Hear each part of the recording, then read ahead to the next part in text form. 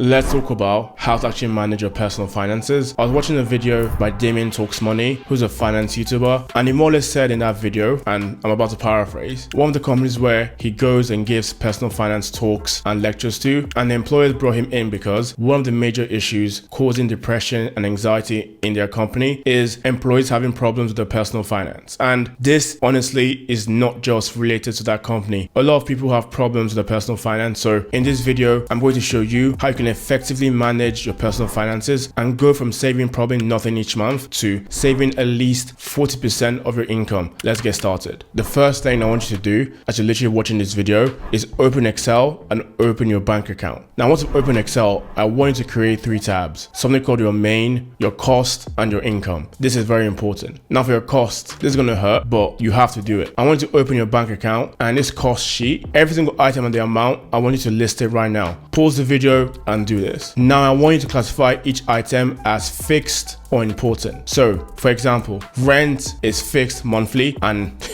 it's very important. So you're going to put a yes and a yes. Now for example, takeaway, hopefully if you're not paying for Uber Eats like a freaking idiot, takeaway should be not fixed and should not be important. So you're going to go through that whole process, and as you can see from here, rent is fixed and important. Subscriptions like Netflix and some random apps are fixed, but they are not important.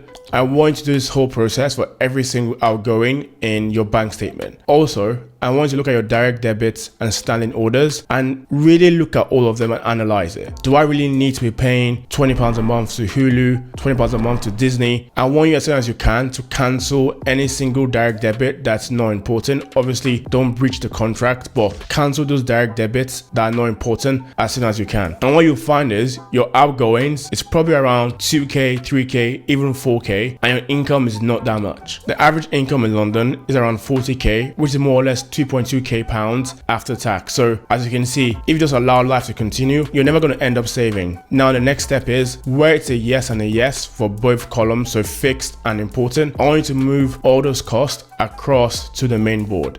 Now this is the main board and this is where we're going to work. So average salary in London is around 40k, which is more or less 2.3k a month after tax. Now as you can see, these are your fixed and important costs. The rent I've put here is £800, and most finance gurus will tell you that your rent should be 30% of your income after tax, and that will be more or less £685. Now, I want this to be very realistic and applicable to most people, except you're in a house share, and in that house share, you're splitting rent with your girlfriend, so you guys are in one bed in a house share, then £685 is feasible. But for most people, to be honest with you, it's not doable. Like, I'm not sure where in London you can pay £685 for rent. Put it down in the comments. I would like to see that, but I don't think it's feasible. But in my mind, 35% of your income after tax will be £800. And like I said, that in London, you can find someone that's £800 a month in rent. It won't be Mayfair, it won't be Knightsbridge. It'll probably be a 3-bed, 4-bed, 5-bed house share. But based on your income, this is what you can actually afford. So don't try and live above your means. The goal should be to try and increase your income over time so you can move away from that house share. But in the meantime, this is what you can afford. It sucks, but this is the truth. So your other fixed costs are food, commute to work, utilities, internet and phone bill, and also a gym membership. A gym membership is fixed and is important. You don't want to die early because you don't train. Like, don't take a gym membership, is not important. It's very important, in my opinion anyway. So as you can see, your total fixed cost will be more or less £1,500. And when you subtract that from your income after tax, your disposable income is more or less £800. That's what it really is. It's £800 after subtracting your fixed cost. Now, I get it. To some people, this is nothing. To most people that live in London, this is the reality. You have £800 after subtracting your fixed cost. Now, if you didn't analyze your cost like we just did in a lot of detail, this £800 will be spent on takeaway, Uber, bottles at tape, even though you don't have the money to afford it. Now, what I want you to do is open a stocks and shares ISA at any broker of your choice. Vanguard, Fidelity, Charles Schwab, E-Trade. And I'm saying a stocks and shares ISA because the benefit of an ISA over a normal investment account is for the first 20k invested, you pay no capital gains tax on that money. So if you make a positive return, you pay no tax on that return. Now that you've opened your stocks and shares ISA, I want you to find the settings where you can invest via direct debit. Now, in my opinion, you should be investing at least 50% of your income after tax. So in this case, you're going to be investing £400 each month at the minimum. Now you have £400 left. You have 2 options. Option A is that £400, you decide to waste it on on McDonald's, Nando's, tequila shots, or you say to yourself, this month I change my life, and actually invest the rest of that money if you can. Now, if you can't, I get it, but at least if you can invest 50% of that money, that's a starting point. Now, being realistic, most of you only invest the £400. So after 12 months, you're gonna have, let us say, run up to 5k invested, £5,000 in your stocks and shares ISA. And let's say you earn a return of 10%, positive return. Now your money is more or less 5,500, which is quite good. Most of you are gonna go from a negative balance to this amount if you follow the steps I've just done. Now let's imagine actually that £400 you actually invest, let's just say £800 each month. Now I know that no one's gonna invest all the money after paying a fixed cost. It's not realistic. Let's imagine you actually invest £600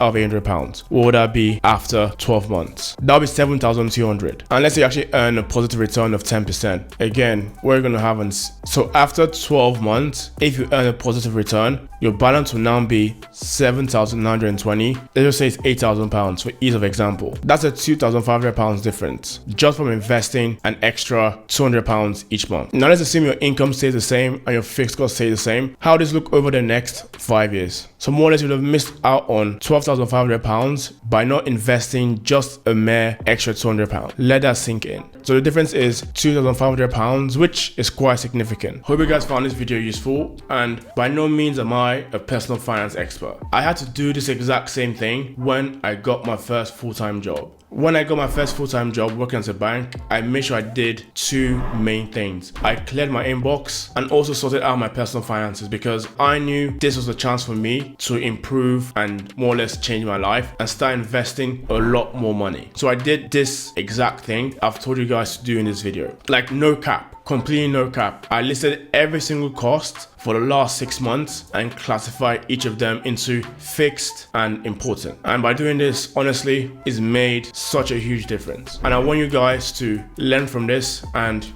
if it helps you, let me know in the comments. If you found this video useful, like the video, subscribe, share to your friends, and I'll see you in the next one. Thank you so much. Have a good day.